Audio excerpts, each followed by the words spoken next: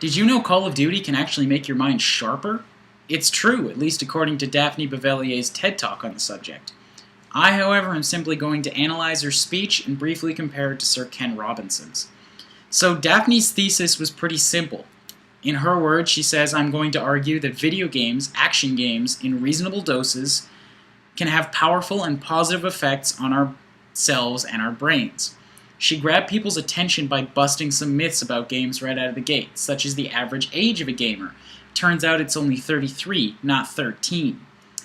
Everybody knows at least a little bit about games these days, but a lot of that comes from hype and rhetoric, spun by people with an agenda.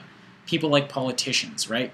Very little of it actually comes from testing, so correcting some myths with interesting facts was a great way to keep people curious about where she was going next. And all throughout the speech, she kept that engagement tight with good visual aids, even asking the audience to participate in some simple games to help prove her point. This gets you to actually experience what it is she's talking about, even if you're just watching it from home.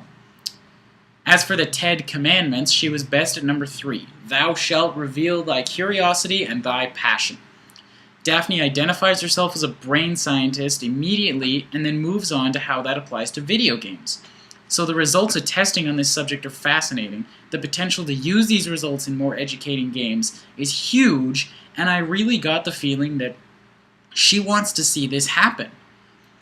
On a scale of 1 to 5, though, I can only give her a 4 for dynamism. The myths were interesting, the games were engaging, she was really charismatic in her delivery, but I would have liked to see just that little bit more energy and excitement from her.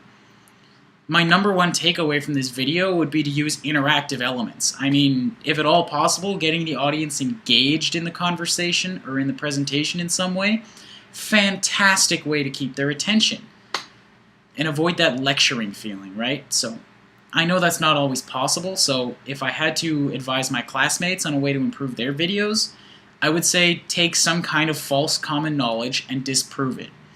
That's the type of thing that people generally just take on good faith. They've never really thought about it, so they're open to new information. You make them think about it and give them facts, and they'll be interested in what more you have to say. Lastly, to compare Daphne's video to Sir Ken Robinson's, I would say that while Daphne's was more fact and research-based, Sir Robinson's was more about anecdotes and opinions. They were really good opinions, mind you, but less of what he was talking about was concrete and testable. It was more of an appeal to creative thinking. He also used more humor in his speech, which was a good key in keeping people engaged because he didn't have the same type of visual aids that Daphne had.